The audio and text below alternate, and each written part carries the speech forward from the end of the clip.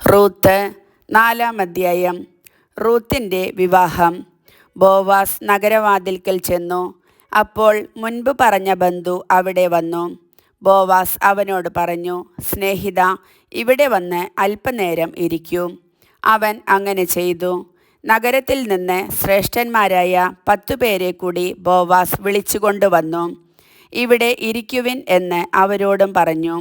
അവരും ഇരുന്നു. ബോവാസ് തൻ്റെ ബന്ധുവിനോട് പറഞ്ഞു, മോവാബ് ദേശത്തു നിന്ന് തിരിച്ചു വന്ന നവോമി നമ്മുടെ ബന്ധുവായ എലിമെലെക്കിൻ്റെ നിലത്തിൽ ഒരു ഭാഗം വിൽക്കാൻ പോകുന്നു. അത് നിന്നെ അറിയിക്കണമെന്ന് ഞാൻ കരുതി. ഇവിടെ ഇരിക്കുന്നവരുടെയും എൻ്റെ ജനത്തിലെ ശ്രേഷ്ഠന്മാരുടെയും സാന്നിധ്യത്തിൽ നീ അത് വാങ്ങുക എന്ന് പറയണമെന്നും ഞാൻ ആഗ്രഹിച്ചു. മനസ്സുണ്ടെങ്കിൽ നീ അത് വീണ്ടെടുക്കുക. താല്പര്യമില്ലെങ്കിൽ എന്നെ അറിയിക്കുക. അത് വീണ്ടെടുക്കാൻ നീയല്ലാതെ മറ്റാരുമില്ല. നീ വീണ്ടെടുക്കുന്നില്ലെങ്കിൽ അത് ചെയ്യേണ്ട അടുത്ത ആൾ ഞാനാണ്. അവൻ പറഞ്ഞു, ഞാൻ അത് വീണ്ടെടുക്കാം. അപ്പോൾ ബോവാസ് പറഞ്ഞു, നവോമിയിൽ നിന്ന് വയൽ വാങ്ങുന്ന ദിവസം തന്നെ മരിച്ചവൻ്റെ നാമം അവകാശികളിലൂടെ നിലനിർത്തുന്നതിനു വേണ്ടി അവൻ്റെ വിധവയും മൊവാബ്യയുമായ റൂത്തിനെയും കൂടി നീ സ്വീകരിക്കണം.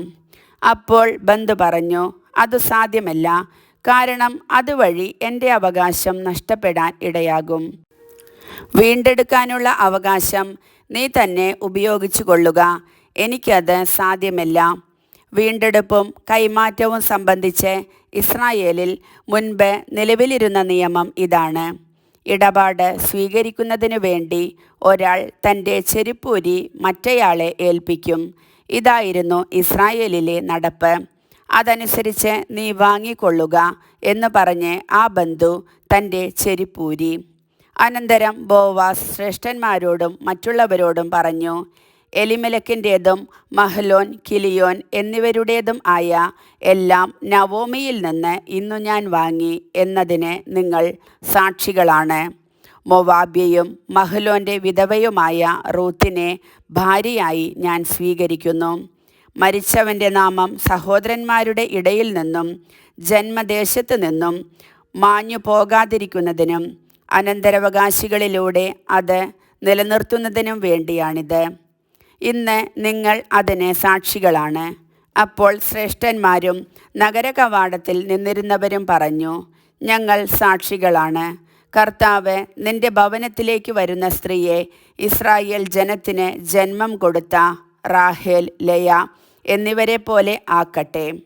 നീ എഫ്രാത്തയിൽ ഐശ്വര്യവാനും ബത്ലഹേമിൽ പ്രസിദ്ധനുമാകട്ടെ. യൂദായ്ക്ക് താമാറിൽ ജനിച്ച പേരസിൻ്റെ ഭവനം പോലെ ഈ യുവതിയിൽ കർത്താവ് നിനക്കു തരുന്ന സന്താനങ്ങളിലൂടെ നിന്റെ ഭവനവും ആകട്ടെ. അങ്ങനെ ബോവാസ് റൂത്തിനെ സ്വീകരിച്ചു.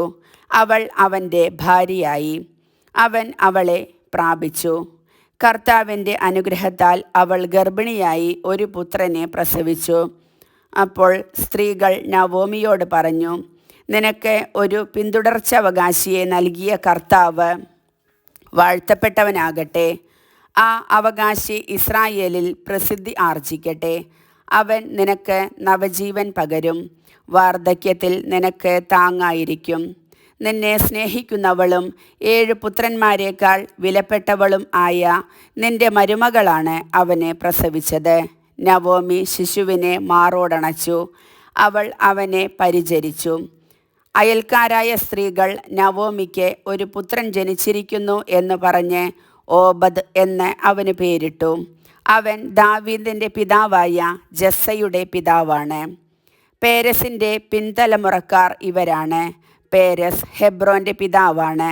ഹെബ്രോൻ രാമിൻ്റെയും രാം അമീനാദാബിൻ്റെയും അമീനാദാബ് നെഹ്ഷോൻ്റെയും നെഹ്ഷോൻ സൽമോൻ്റെയും സൽമോൻ ബോവാസിൻ്റെയും ബോവാസ് ഓബദിൻ്റെയും ഓബദ് ജസ്സയുടെയും ജസ്സെ ദാവീദിൻ്റെയും പിതാവാണ്. കർത്താവിൻ്റെ വചനം.